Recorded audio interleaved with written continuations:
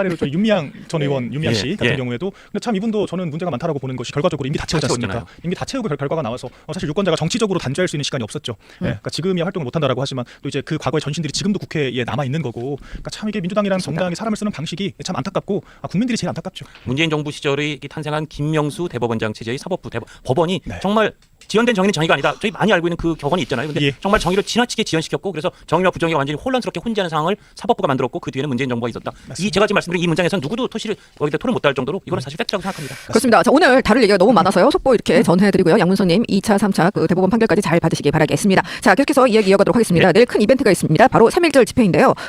김계리 변호사 계속 서별로 통화를 했었는데 예. 단상에 선다라고 저한테 말을 했었거든요. 난 정말 무대 체질이 아니고 어디 나가서 말하려고 변호인이 된 것도 아닌데 사람들이 왜 내가 머리 푼 거에 관심 있고 내가 왜 개몽됐다는 거에 그렇게 관심이 많은지 모르겠는데 어쨌든 단상에만 쓰겠어요라고 했거든요. 예. 근데 결국 안 선다. 안 서요. 네, 그러니까요. 왜냐하면 마흔형 폭탄이 떨어져서 그 준비해야 된다고 했어요. 뭐 여러 다른 이유가 나오는데 저한테 예. 그랬어요. 마흔형 폭탄 떨어져서 그 준비해야 된다고. 그랬어요.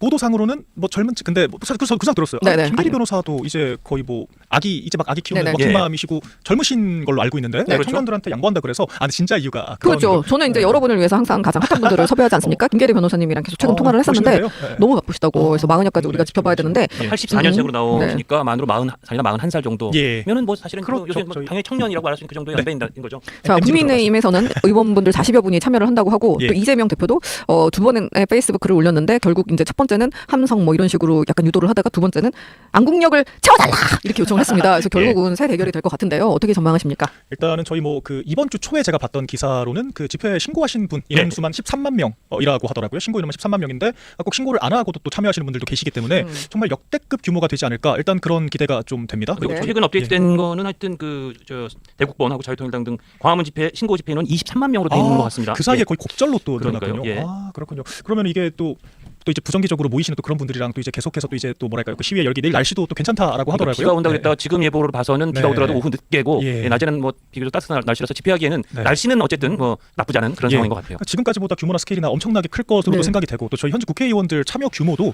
대구나 광주 이런 또 과거 집회들에 비해서도 훨씬 많을 걸로 지금 예상이 되고 있잖아요. 예. 네. 그런 만큼 또 정말 많은 인파들이 모여서 많은 좀 메시지들을 나눌 수 있는 그런 계기가 되지 않을까 그렇게 생각합니다. 저는 예. 제가 이 자리에서 예상을 했는데 정광훈 집회는 광화문에서 주로 있었고 전국을 네. 돌면서 손현보 목사의 집회가 있었는데 결국 이 둘이 합칠 것이다라고 했는데 많은 분들이 제 예상이 부정적이셨거든요. 근데 예. 결국 합쳐서 하잖아요. 네. 아 그래요? 역시 이게 합쳐서 또 해요. 네, 그렇게 둘이 돼 있어요. 근데 이쪽은. 뭐 일단 기사는 또 2시부터 여의도에서 손현보 목사가 주도하는 그 신고 집회 보면 모르겠습니다. 여의도인지 아니면 합쳐서 하는지 그건 좀 더 기사보다 업데이트된 정보를 이제 가지고 아니 계시니까. 합쳐서 한다고. 그래요? 네네. 뭐 기사 좀 지켜보죠. 예. 네. 만약에 그 손현보 목사 하는 그 국가 비상 기도회 뭐 여기까지 합쳐서 하면 진짜 광화문이 정말 뭐 터져나갈 정도의 인원이 모일 수도 있겠다 그런 그럴 수 생각이 있을 드네요. 것 같습니다. 예, 예. 근데 그래도 조금 네. 뭐랄까요? 예. 네네, 그 옛날에 그 박근혜 전 대통령 탄핵 당시에 촛불 집회도 엄청 크게 열렸었잖아요. 그렇죠. 근데 그때랑 또 다른 점이 있다고 하더라고요. 좀 이거는 약간 외람된 얘기긴 한데 그 당시에는 너무 시끄러웠다고 예. 노래도 약간 뭔가 좀 잡스러운 그런 노래들 많이 나오고. 근데 또 아무래도 이제 보수 집회 같은 경우에는 또 예배 성격도 강하다 보니까 예, 예. 상당히 평화적이고 좀 조용하게 있어서 사람들이 아무리 많이 모여도 좀 그렇게 번잡스럽거나 그런 느낌은 없다. 그러니까 주변에 있는 분들한테 거부감을 이렇게 덜 불러일으키는데 거부감이 거의 없는 그런 집회가 될 맞습니다. 것이다. 차분하게 또 집회를 그런 말씀이신 하고 거죠. 또 최근에 그러니 김병주 의원이 그 깃발 뭐 사용하라 이런 예, 깃발, 참수하라 그 그렇죠. 깃발. 예, 예. 그 논란이 된 그 영상을 사실 제가 확인을 해서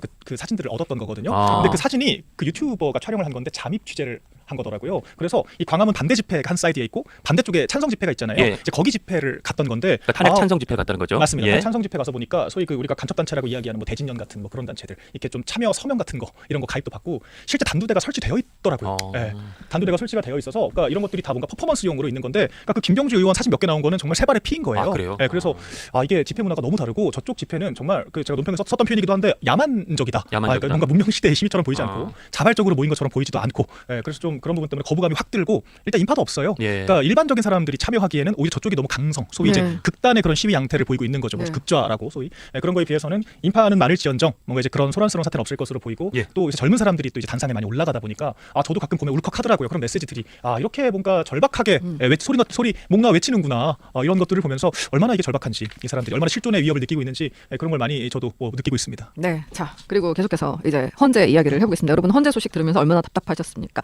헌재가 최상목 권한대행이 마은혁 재판관 후보들을 임명하지 않은 건 국회의 권한 침해다라고 결정을 내리니까 대통령 변호인단 지금 마은혁 폭탄 떨어졌다 하면서 비상사태에 돌입을 했습니다. 근데 여기서 다음날 아침인 오늘입니다. 박찬대 원내대표가 폭탄을 또 던졌어요. 최상목 오전까지 마은혁 임명 안 하면 대행 인정 못해라고 했어요. 자 지금 몇 시죠? 오후가 됐죠. 네.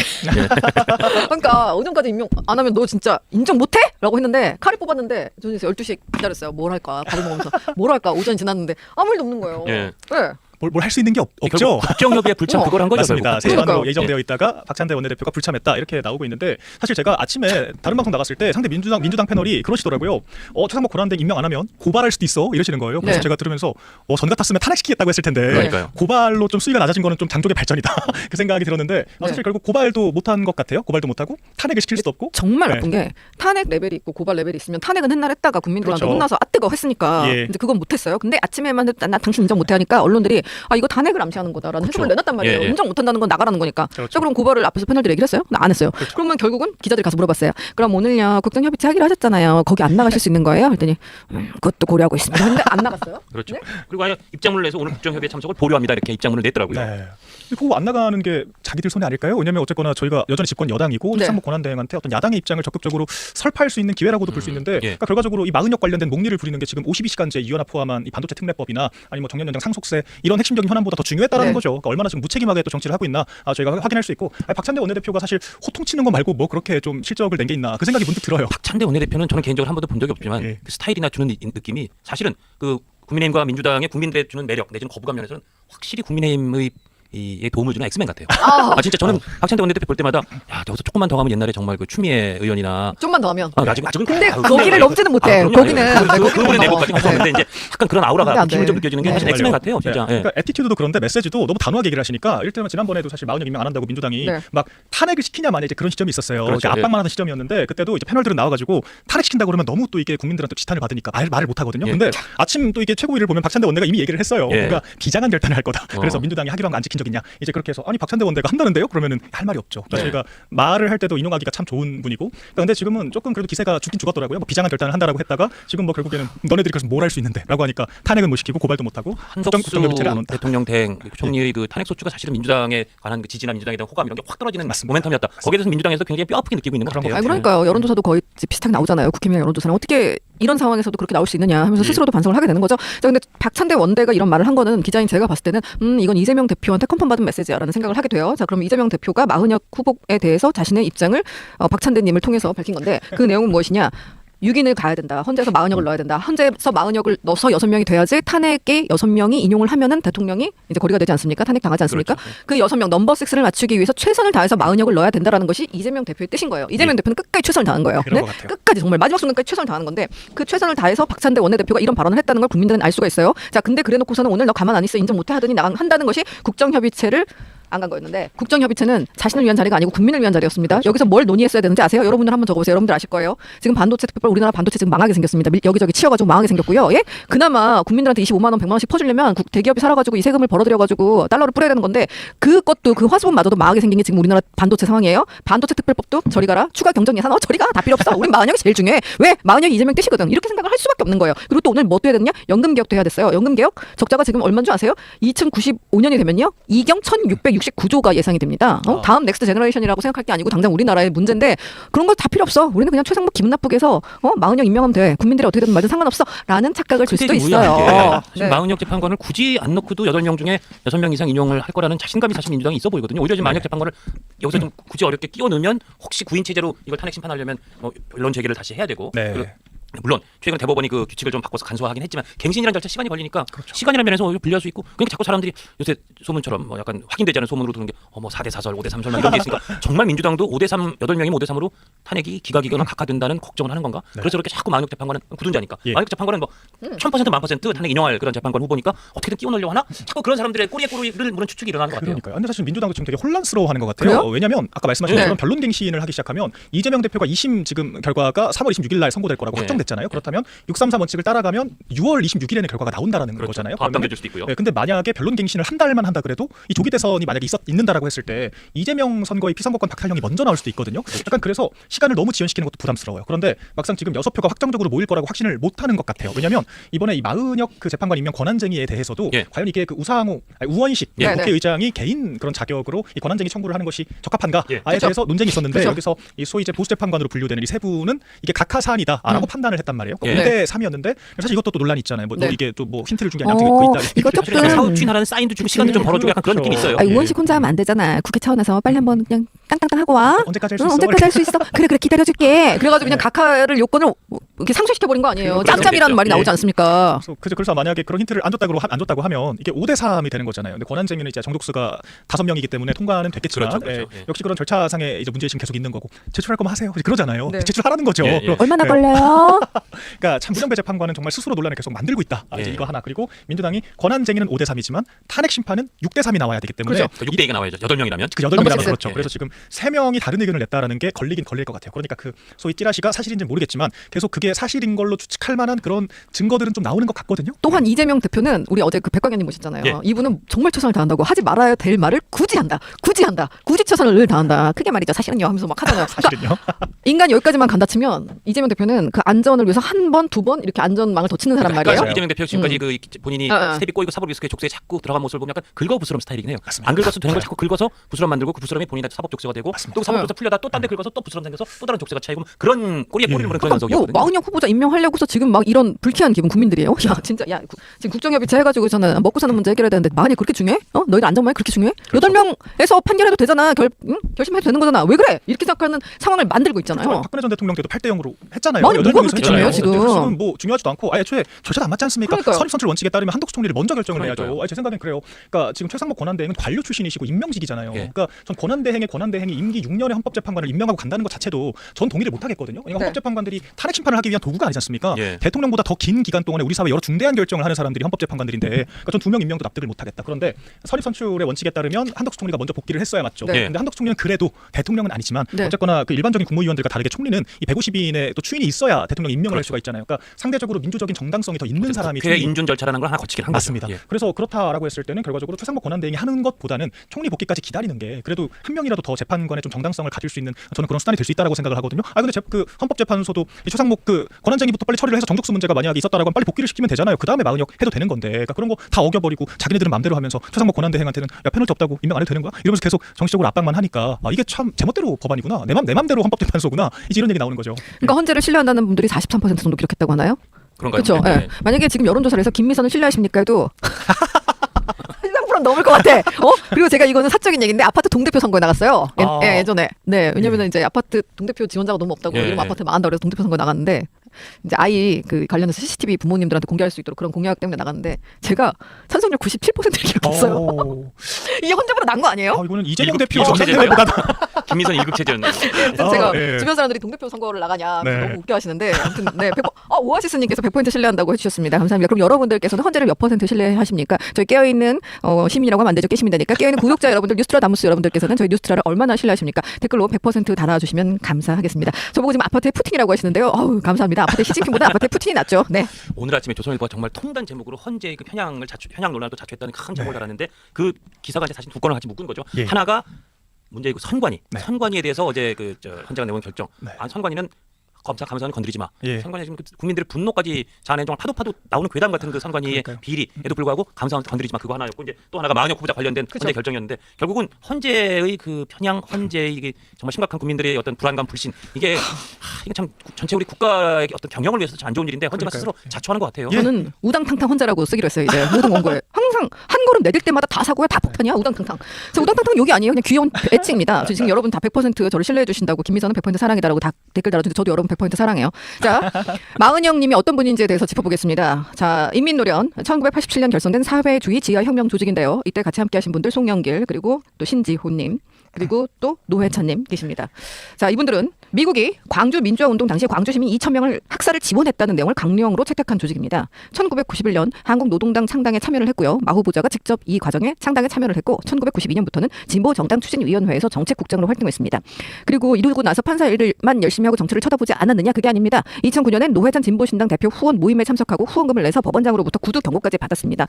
너무 좋은 거지. 이분 들어오시면 넘버 6에 하나 가까워지는 거죠. 넘버 6. 그러니까 네. 지금 하여튼 헌재 그 탄핵 인용 결정이 어쨌든 몇 명의 재판관이 있든 여섯 표가 나와야 되는데 네. 6표를 어떻게든 굳이 아주 확실하게 네. 만사 불여튼튼 무조건 100% 나오게 만들겠다 뭐 그런 의지가 느껴져서 역으로 네. 불안한가 그런 생각도 들어요 정말. 참 무리수를 두고 있는 것 같아요. 진짜 그리고 뭐 우리범연구회 행동대장이라고 하잖아요. 그죠? 우리가 너무 결과가 예측 가능한 네. 그런 사람이기 때문에 이재명 대표가 좀 재판에 늘어지는 것을 감수할 정도로 믿는 카드가 아닌가 뭐 이제 그런 생각이 들고 저 아까 선관위가 저는 그거 너무 화가 나더라고요. 선관 얘기는 해야 돼요. 화가 나긴요. 너무 화가 나면 안 나더라고요. 되죠. 미안해야죠. 자식이 있으면 저희 자식한테 자식아 야, 아빠가 선관위가 아니라 미안하다. 해야죠. 국가 네. 세금으로 운영되는 네. 기관인데 그러니까요. 가족회사다. 그렇죠. 회사라는 표현도 참 이상하죠. 가족 같은 회사. 네.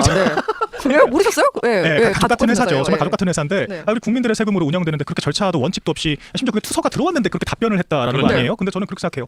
공정성 문제보다 더 큰 문제가 성역화를 한다. 네. 그러니까 자꾸 선거관리위원회가 대법원 뒤에 숨고 헌법재판소 뒤에 숨고 저는 이것도 문제라고 생각을 하거든요. 원래 선거관리위원회가 이렇게 독립기관으로 있는 경우도 많지 않다라고 해요. 예. 보통은 그러니까요. 행정부 예하에 있는데 독립기관으로 있으니까 입법부나 행정부도 못 건드리게 되어 있어요. 이런 식이라고 하면. 그리고 지금 보니까 그럼 사법부가 단죄를 해야 되는데 지금 대법관들 중에서 선거관리위원장이 결정이 되는 관례가 있지 않습니까? 그렇죠. 그러니까 사실상 지역의 또 선관위원장들은 또 그 각급 부장판사 판사들이 그 선관위 상부 구조를 정확하는 그런 이상한 형식으로 되다 맞습니다. 보니까 사법부도 사실은 꼭 남의 편 같지 않고 이렇게 그냥 쓸 안아주는 느낌이고. 그러니까 쉽게 말해 정관인 거죠. 그렇죠. 정관. 이것도 예. 사실은 선거할 때는 선관위 눈치가 보이잖아요. 맞습니다. 그러니까 함부로 못 건드리고 선관위가 하다 보니까 우리도 모르는 사이에 언터처블 괴물이 된 거예요. 지금. 맞습니다. 언터처블 예. 괴물이. 그래서 무슨 뭐 10년 동안 거의 1000건 가까운 채용 비리가 88, 지금 네. 발견이 됐는데도 네. 그것을 적극적으로 단죄하기는커녕 너는 왜 감사했어? 아니 선관위로 감사- 잘렸던 사람 우리는 몇 명? 그러니까 봐봐요. 자 지금 그 사람들이 88건을 했는데 우리 이제 기자들이 취재할 거예요. 그 사람들 다 지금 어디가 살아 있느냐. 예. 뭐 다 잘 돼 있을 거예요. 왜 이거는 조사를 할 필요도 없어. 왜 10명이라도 잘랐으면 선관위가 우리는 10명이나 해임시켰습니다라고 벌써부터 그렇죠. 플랜카드 걸었어요.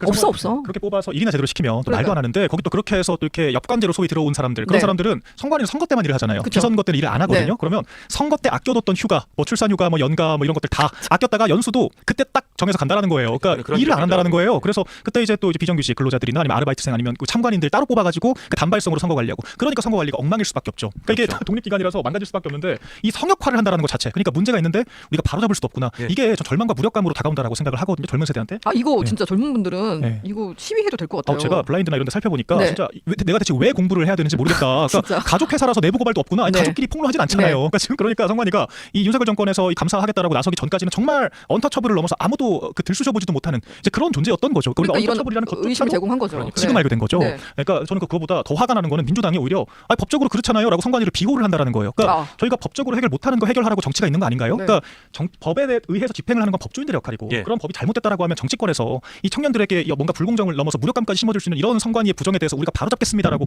해야 그게 정치죠. 네. 그런데 예. 오히려 국가기관을 비호를 하고만 있다. 전 이게 그 기득권화된 민주당에 대한 청년들의 분노 그 원인인 것 같습니다. 이 선관위 뭐 부정선거까지 가지 않더라도 제대로 손 봐야 된다라고 먼저 나서는 정당이 이게 국민들의 사랑을 받을 겁니다. 이 보니까 마피아 패밀리 제2의 조국 사태라고 예. 여당은 얘기하고 조은희 의원도 가족 같은 회사라고 말씀을 하셨어요. 제가 어제 저희도 예. 이제 이렇게 댓글을 나와서 읽긴 했는데 제 뜻은 아닙니다. 어쨌든 가족 같은 회사라고 했고요. 여기 제주 선관위에서 제주 방송에서 이 사례가 너무 황당해가지고 쓰신 게 있는데 제주에서 그렇게 뭐 큰 선거가 많았던 것 같지도 않은데 예, 왜 그렇죠. 뭐 의원분들도 그렇게 많진 않잖아요. 그렇죠. 거기. 그래서 없죠. 어떤 분이 2023년 말 서귀포시 선관위 사무국장으로 일했던 때까지 8년 동안요. 무려 124회에 걸쳐서 일본 등 7개 나라에 나갔대요. 124회. 나는 스튜어디스인 줄 알았어. 이게 가능해? 그러게요. 이게 가능해요? 승무원들도 그렇게 자주 안 갈 수도 있을 것 같은데요.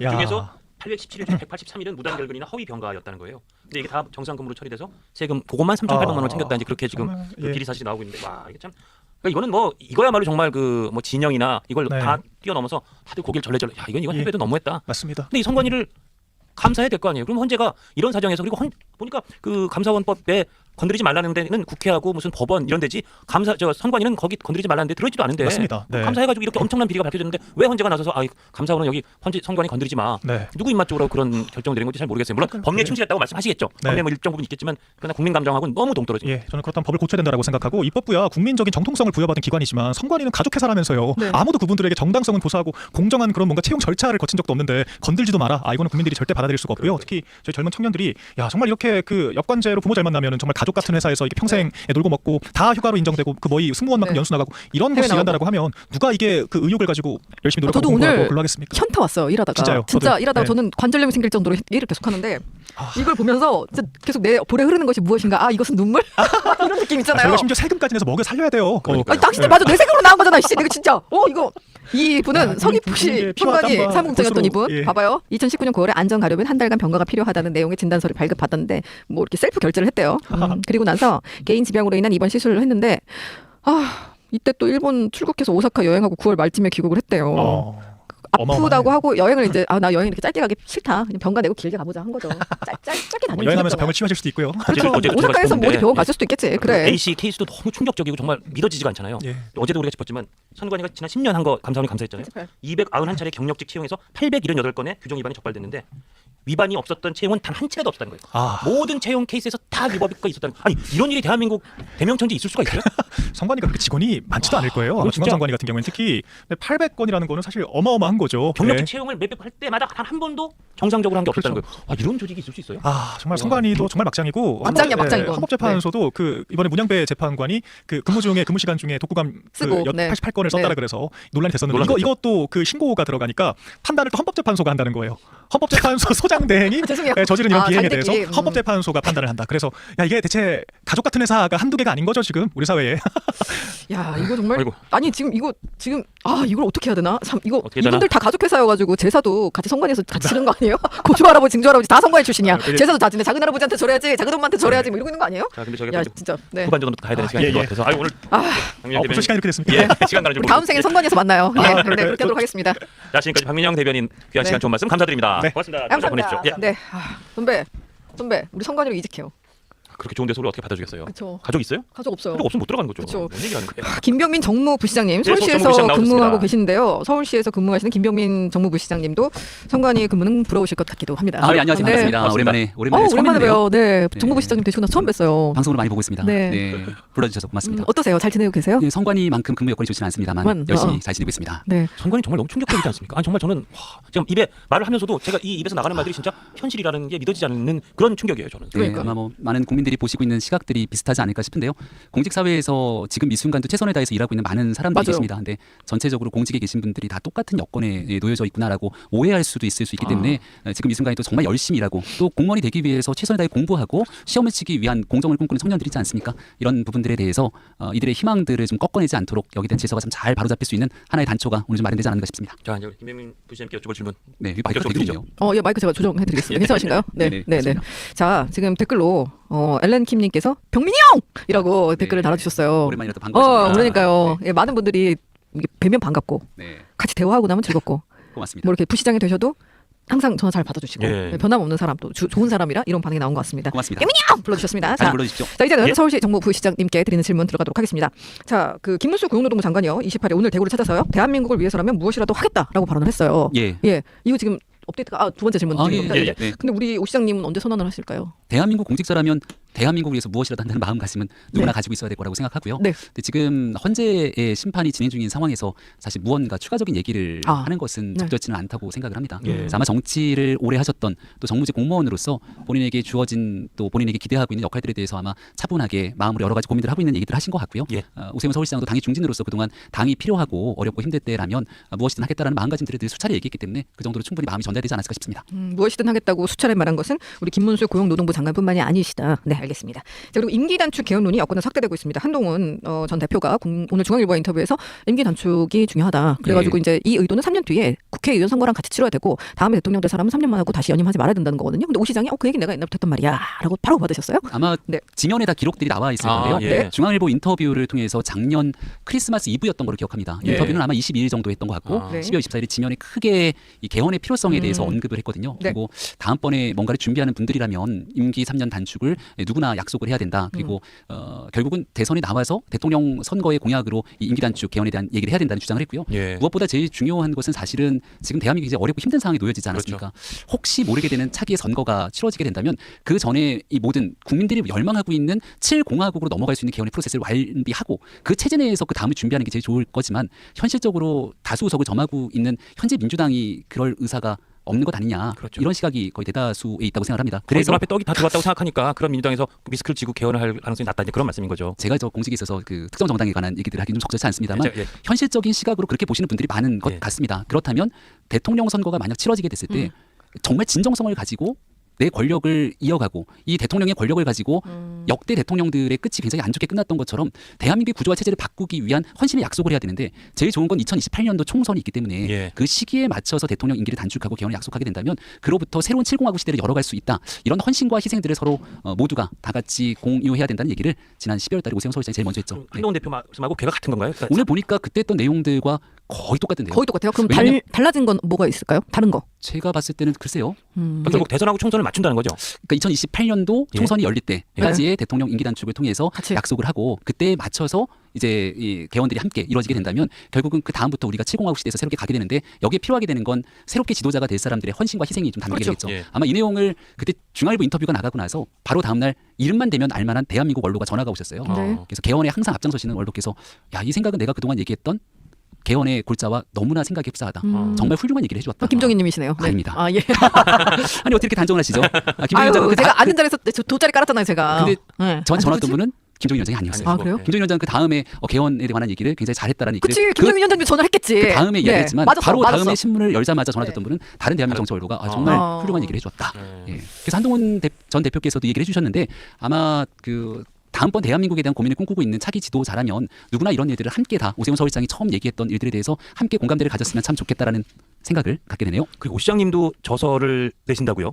네, 아마 맞아. 적으로는 키워드가 동행과 미래담 이런 말도 있던데. 굉장히 중요한 키워드를 뽑으셨네요. 그러니까요. 그때 제가 데스킹 봤는데 누구나 알수 있는. 부장님이 누구나 이렇게 알수 아, 왜냐하면 예. 자랑스러워하고 있었어. 서울시가 지난날 아, 오세훈 서울시장에서 네. 얘기하고 있는 서울시의 비전이 동행 매력 특별시입니다. 동행 매력 특별. 그래서 아, 그 비전의 가장 최우선을 이 동행 그중에서 약자와의 동행을 많이 아, 얘기했기 때문에 오세훈 하면 동행이라는 키워드를 뽑아내기 쉬웠을 것 같고요. 네. 과거에 몇 년 전에 썼던 오세훈 서울시장의 저서가 미래라는 책이거든요. 네. 그래서 그 시대에 아마 2019년도 정도로 기억을 하는데요. 그때 미래가 지금은 또 시간이 많이 흘렀기 때문에 지금 현 시대를 살아가고 있는 대한민국에 꼭 필요한 미래에 대한 담론들 이런 대한민국